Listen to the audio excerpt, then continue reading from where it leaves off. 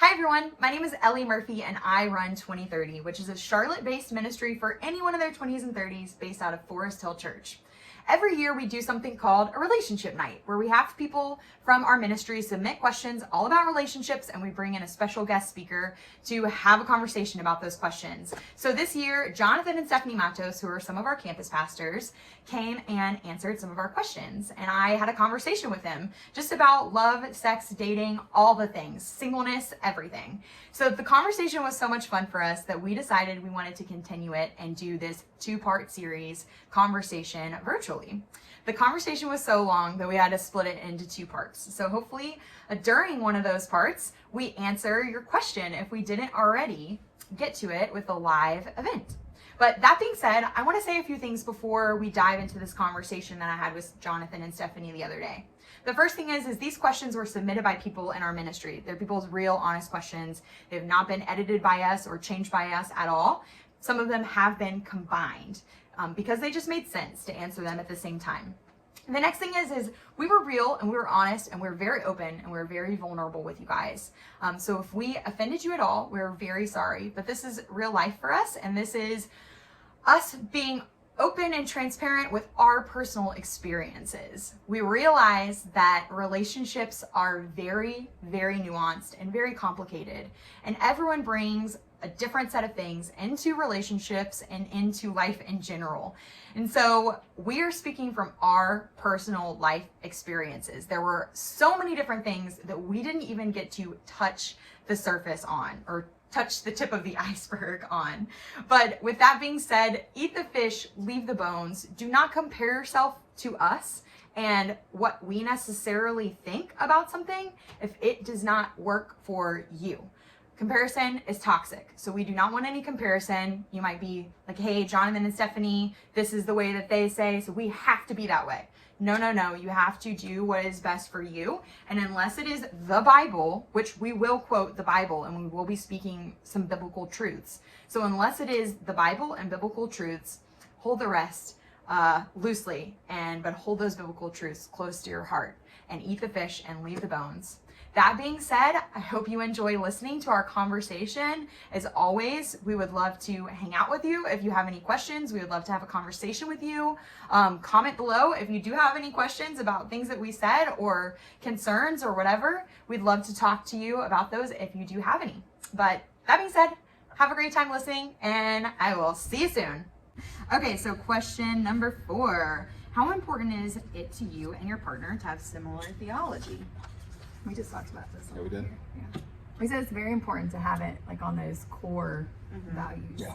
So he brought up a point. He said Essentials. Essentials. Yeah, he brought up a point on the way here. We were talking about this question, and he's like, if we were to, be dating and talking about those core, essentials that we have. If I said, hey, I love to speak in tongues, and he says, yeah, I don't necessarily believe that. Okay, then that's something that we can probably. It's not a deal breaker. Work past. That's not a deal breaker. Yeah. But if he says I don't believe in. I don't believe Jesus is the Son of God. Right. Then, deal breaker. Because those things are never going to change. Yeah.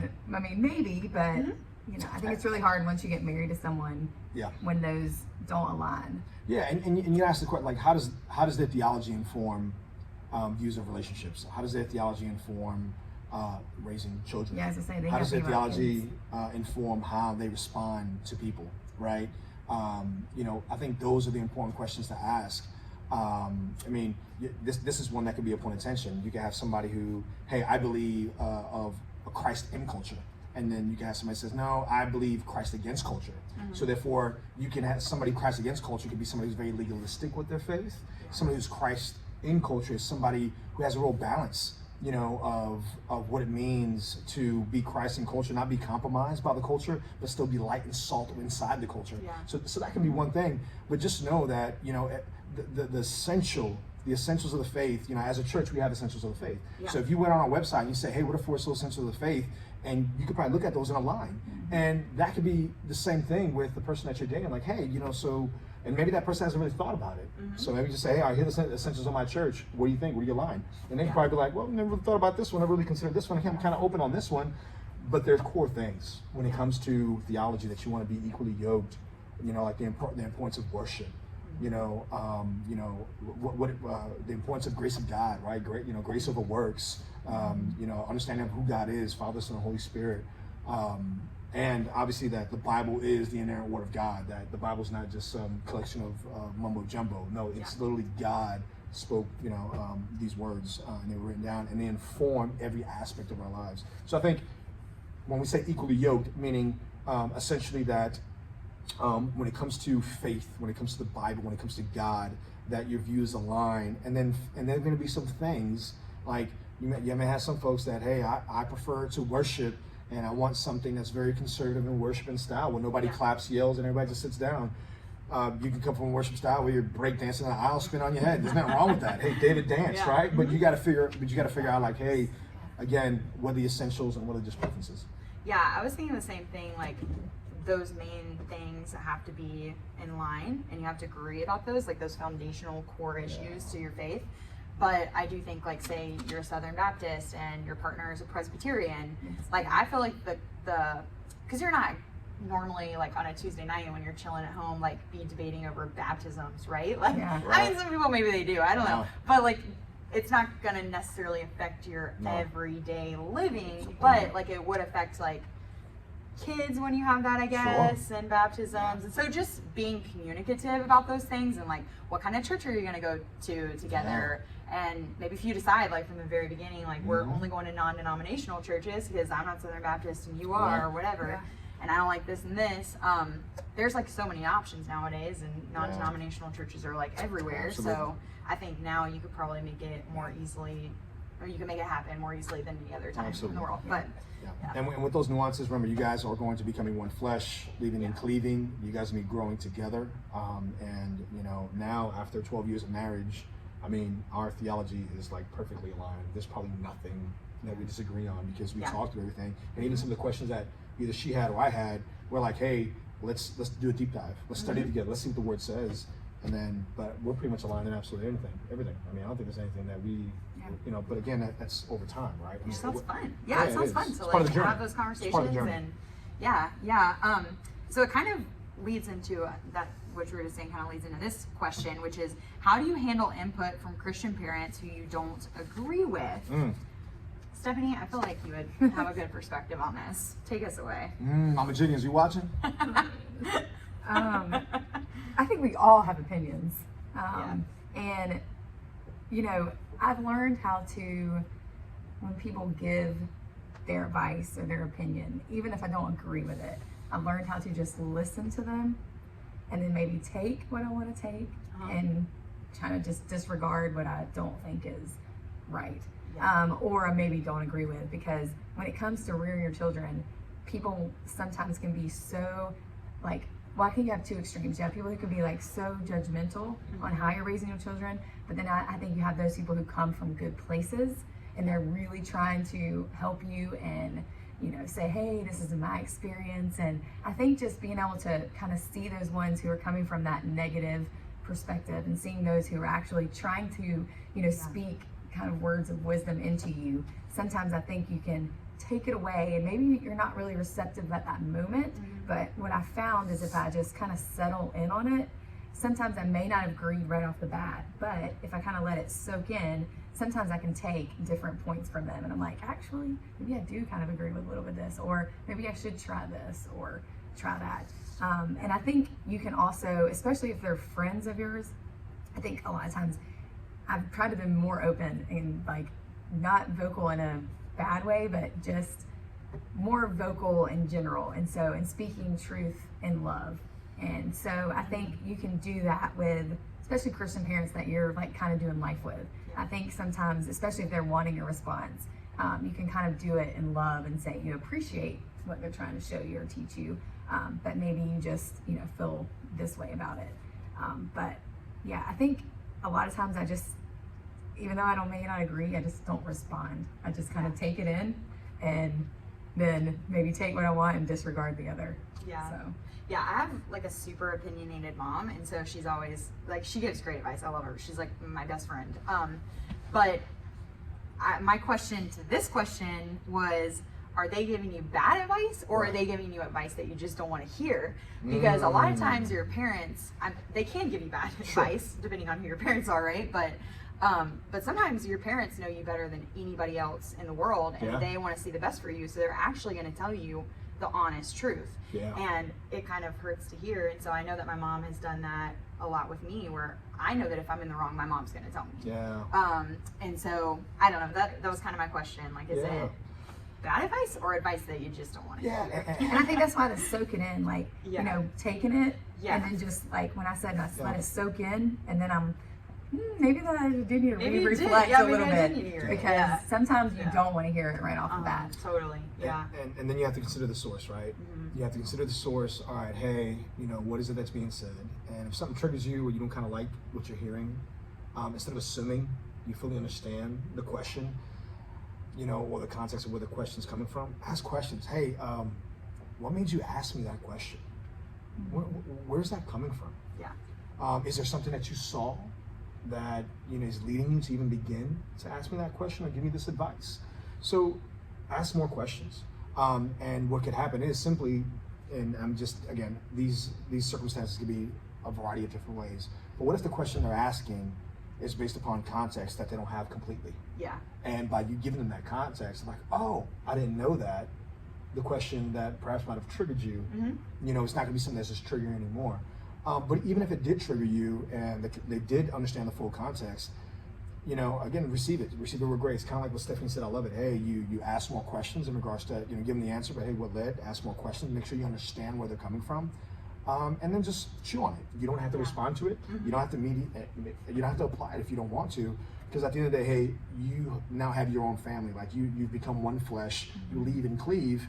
But don't be so quick to dismiss the wise counsel that your parents could be given to you. And regardless of whether you respect your parents or not, you know, you're gonna always honor them regardless. And you honor them by the way that you live your life, being primarily a follower of Jesus Christ, right? And who you are in Christ, your identity in Christ. That's the greatest way that you honor your mother and father. But also know that if God can speak to a donkey, he can speak to anybody. Yeah. You know, I have some pretty interesting parents, and there's sometimes there have been things that they've said to me. They have no idea what they said to me. Yeah. And God revealed something completely different than what my parent intended to reveal to me through the question or advice they were trying to give me. Yeah. So again, always grace, seek unity, ask questions, don't assume. And if you're being triggered, why are you being triggered? Yeah. Yeah, that's great. And I feel like that's a good thing to use in all communication with anybody, not just your parents, right? Yeah. But I mean, we all know like that, especially your parents and siblings and immediate family, they have a way of like triggering you. They can just like send you flying. I don't know. At least for my family, you know, ask you something or do something, and it just like you can't just wait to respond or whatever because they know your buttons. But I do think that it's healthy to have boundaries with all relationships. So if you have a toxic family member or parent or whatever, like it is healthy to have boundaries. Yes. We're not saying to not have those established, but I do think you're so right, and it's so biblical to always have honor. You can have boundaries, but you always have to have honor for your parents. Honor your mother and father so that it may go well with you. And so I do think that's like super important part of it. But yeah. And it works both ways. Like, you know, if your feelings are hurt because of something that was asked of you or suggested to you, share your feelings. You know, we're all responsible for the impact that our words make.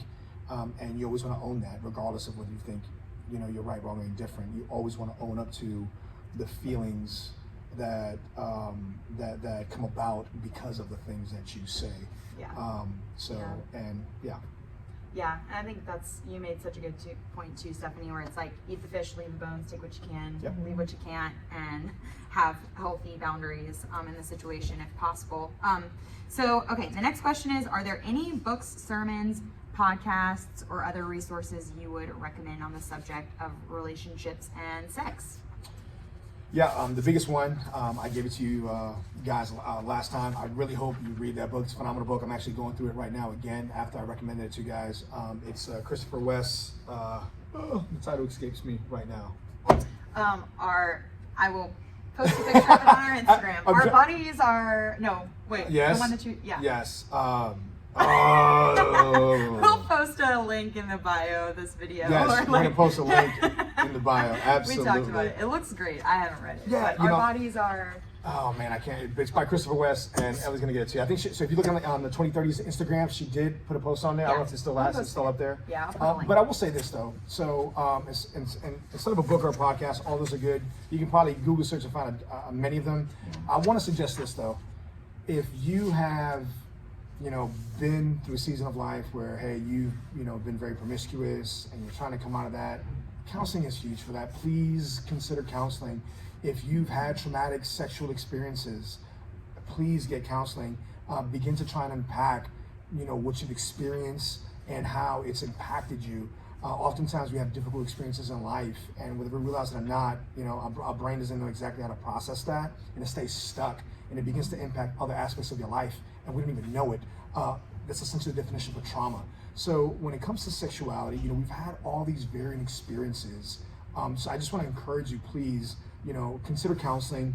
It is a wonderful, safe place where counselors know how to essentially listen, ask great questions, help develop self-awareness in you, and also consider aspects of what you've experienced and what you've seen in a way that perhaps you haven't considered before, so that way you're able to help move forward and healthy with the experience that you have had, whether they've been difficult or not. Yeah, that's great. I totally agree. And guys, I just realized that I skipped over a bunch of questions and went from That's all right. question, Hey, grace I upon don't know, grace. like 4 or 5 to question number 9 because I had a page missing. So my I just thought apologies. she's just going past I thought you were doing it on purpose. No, we have a lot more Yeah, but we can hit the questions questions. we And we can hit the questions. Come on, let's go. Well, and I was even thinking, Let's like, go. when I read the how do you handle input from Well, Christian so- parents, well, I so- was thinking like Christian parents, my parents, but thinking Christian parents like as a whole, Oh, like other Christian yeah. parents. Well, yeah, So that's a I was great input I was too for thinking moms. like both. Yeah. I was like, because in our circle of friends, I feel like a lot of Christian parents, they're quick to want to give advice. Oh yeah. Oh, So yeah. I was thinking about that too. We're talking So- about parents. No, Yeah, That's- but parents. But when you read it, Yeah, that's why I was looking earlier. I was like, oh man, she skipped. That's But- actually probably what the person meant, but Anyway, I was thinking that aspect too. So just to clarify that, so when they're like, so you got all the answers for that question. But in a way, we did touch on number 5 though. What is your opinion of marital counseling and groups before? what about before Um, being engaged? Okay, so we're gonna backtrack a little bit to this question because John's right. We did touch a little bit on it, but I'd have thought about it. What is your opinion of marital counseling groups before being engaged? Yes. So marital counseling groups, counseling and or groups before being engaged. Is that the question? Like opinion on Marital counseling groups. Yeah, / groups. So I guess like, you have small groups at your church that are for people that are Yeah. married. Can you join? I think you could join like a couples group, but I don't know if it's necessarily healthy for you to be dating somebody and join a married group. But We I don't remember know. we actually had this happen to us in our Yeah. life group connect. We had a young couple that were engaged, not married, Mhm. and our group was for married couples. And Oh. so Yeah. they were set to get engaged.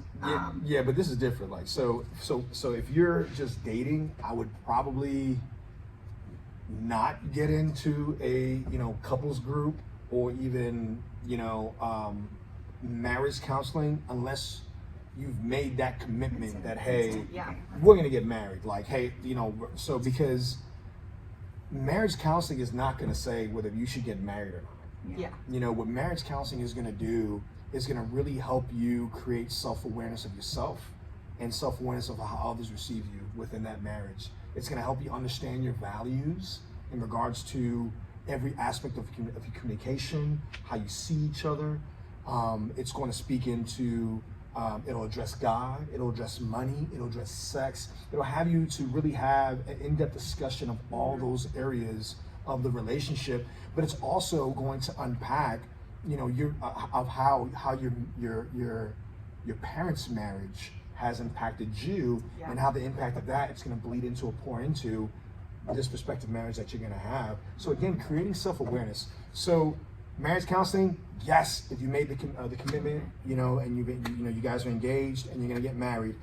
If you're not married yet, if you're not engaged yet, counseling for individuals, do that. I'm not sure if there will be many Christian counselors that are gonna want to dive into Yeah. marriage counseling for somebody that's just dating. Maybe I'm wrong. I'm trained as a counselor. Don't think anybody's gonna bite that bullet, but if you are engaged, more than likely, yeah. But that does not mean you cannot get individual counseling. So.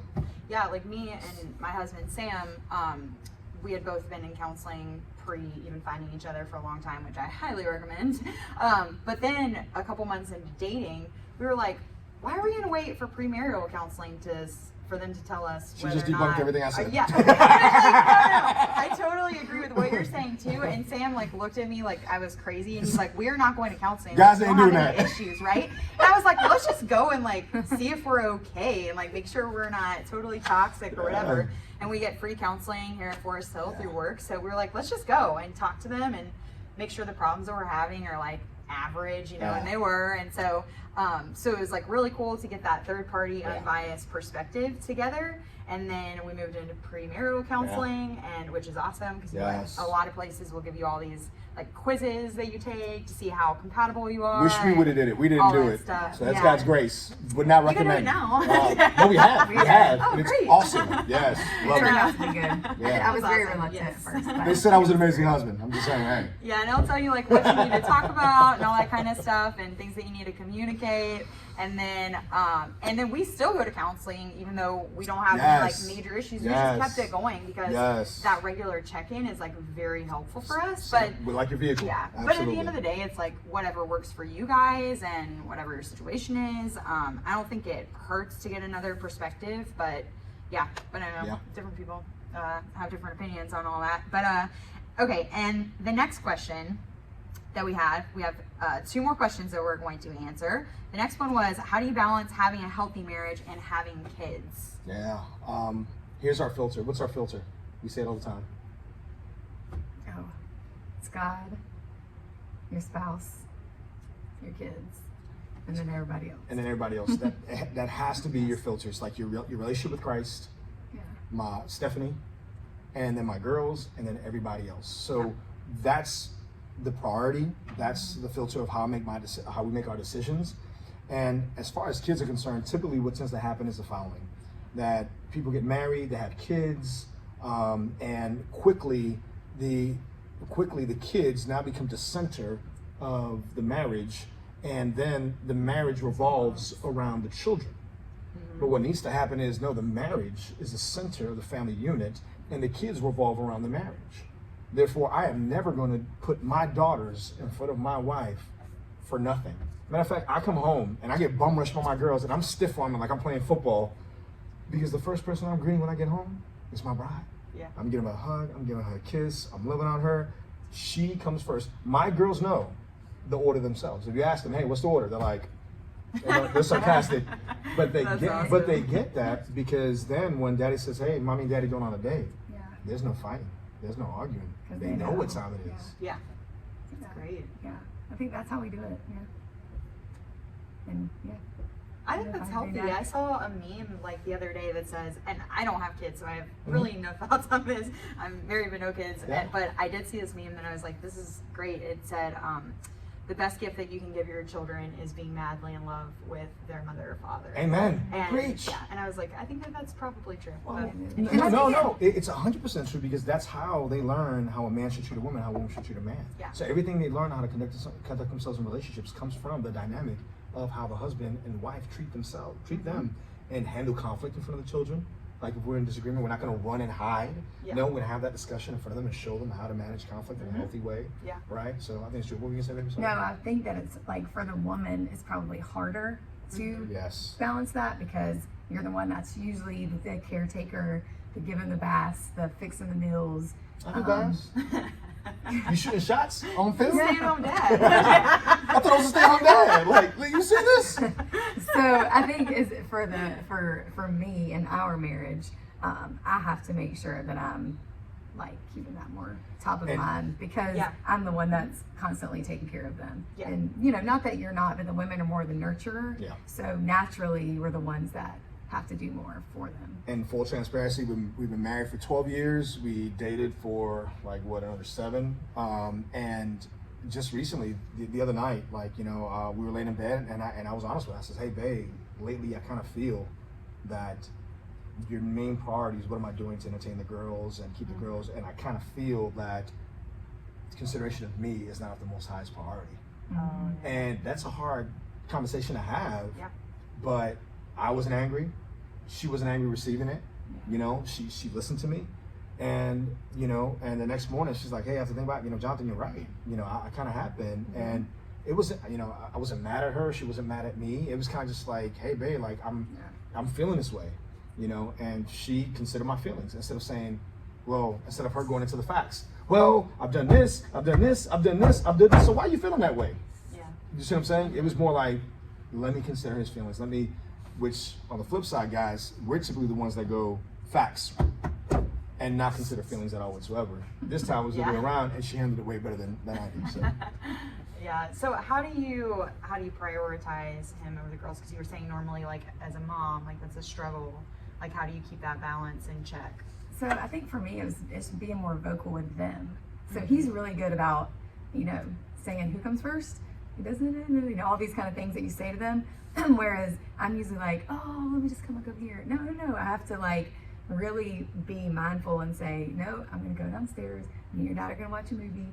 As much as it may devastate them that I just said this, they're fine when he says it, but for some reason when I say it, it's like the end of the world. So for me, it's sucker. I am. So for me, it's just being more vocal about it and letting them know, hey, no, mommy's going to take this time, or hey, just FYI, I've scheduled a date. I can usually feel it coming prior when I start to get out of balance, and so I'll look at him and I'm like, hey, we need to have a date night, or I have a babysitter coming, we're going to somewhere to eat, or just wherever I kind of planned. Because I can kind of usually feel it coming. So I think to balance it out is just recognizing that you're doing it. Yeah. Listening to your spouse when they tell you that and not getting upset. And being like more self-aware and vocal with your children about it. Yeah. For me, it's being vocal with them and then setting time for him. Yeah. And know your weaknesses too. I'm the worst social calendar person. Like if it was not for my wife, I would have no social life at all whatsoever. She has access to my calendar. She puts things on there, she moves things, she changes things. I mean, I have conversations with friends and they know more about what's going on in my life socially than I do. Like, I have a buddy like, hey man, see you later on the night. I'm like, wait, what? And it's because, again, she owns a social calendar. So when I get home, and again, sometimes we're like, no, I want you to own it. I want the guy, I want you to plan it. I was like, listen, in this season of life, all right, if you want this, I need you to own it. Hey, I'm broken here. Can you meet me there? And you know what? She does an amazing job of owning the social calendar. And if not, I'd be a hermit in my man cave. Well, and that's another intentional, usually with us, when I plan those nights, it's intentional with other families that we're doing life with. So our kids are off doing their thing, and you're usually just with your spouse, hanging out, talking with other couples. Yeah. So it's kind of another way that we can connect while our kids are elsewhere. That's a great idea. And vacations, we have two types of vacations, okay? One, when we travel with the kids, it's not a vacation. It's a trip. Big difference. Every day is a vacation day for your child. They're living their best life.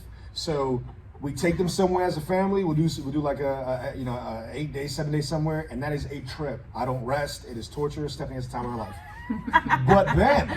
But then we have one vacation a year, and the kids look forward to it. They're like, hey, when you get on a plane, so we can go stay with Grammy. Mother-in-law is one of the best mother-in-laws of all time. She's one of the goats. She takes the kids. She's even kept them for like 16 days before. And we went and traveled to Europe. It was amazing. It was wonderful. So every year you have to prioritize. There's your family trip, and there's the you and your wife get away. And I don't care what happens to the kid. Hopefully they'll allow when you get back. But Jesus got it. It's more, it's more God's son and daughter than yours. So let go, let God. And go cleave. And I encourage doing it like when they're like young. Like as soon as you're done nursing or where you're able to leave them, like start early so that it never becomes a problem down the road. So we did it so early that you miss them, but the more time goes, the more you fall in love with your spouse. There was a couple that we did a couples trip with, and they had never left their kids alone. So they've been married for over 20-something years. They had never left their kids alone more than a weekend. Wow. And they had never taken a vacation together alone more than 2 days. Wow. So when they took off for like 8-10 days, they were like, Yeah. What do we do? Yeah. It's just us. Yeah. But again, it's yeah. like, but again, my girls know I love them. I do anything for my daughters. Yeah. Just like I just love my wife way more, and there's nothing wrong with that. No, that's. And I wouldn't would say hope that's my unhealthy. wife would love me more Yeah. than the kids. So And that, like we said, that's a good gift to your children. And for Yes. people, most people at least have 2 weeks a year for Yeah. vacation, so it's possible. But say you don't have a family member that can take your kids for, Yeah. 10 days, which sounds like the dream. It's like hiring a babysitter for a night or two for a Yeah. long weekend. Something seems like that is a worthwhile investment. Absolutely. To budget for that, And to build make your that community. happen. That's what we Yeah, do too. 'Cause we yeah. don't have, if my mom can't do it, we have friends Yeah. that we've all kind of raised in our village. And like swap off. Yep. They're like, I'll take your kids one weekend if you'll take mine or Yes. whatever. you Yeah, know? we used to It's do a good that way on to do it. Halloween. We would dress up as couples, and whoever couple had won the award, the other couples had to babysit your kids for the night. Glorious. So we used to do competitions like that amongst the other couples that we did life with and life That's a group. great And so idea. that way it was intentional for Hey, us to do something have together fun. and like have date night. So yeah. That is a great idea. Oh my gosh, we it's kept it brilliant. interesting. Brilliant. Okay, so last question, and this is actually very much plays into what we were just talking about. Yeah. In a season when you can't connect through sex, example, after having a baby, you're healing for a physical surgery or Yep. like a physical reason, something Yep. like that. What do you do? How do you handle / work through that? Yeah. Oh man. So one of the things I didn't say at the 2030s night, like it's gonna fluctuate. Like regardless of the circumstances, there are gonna be seasons where you're like, some months where you're like, hey, very active. And then some others that you're not gonna be as active. Can be circumstantial. Could be things that happen. I will say that yes, sex is wonderful. It's beautiful. But that's not the primary thing that holds your marriage. It's not the one thing that's going to sustain your marriage.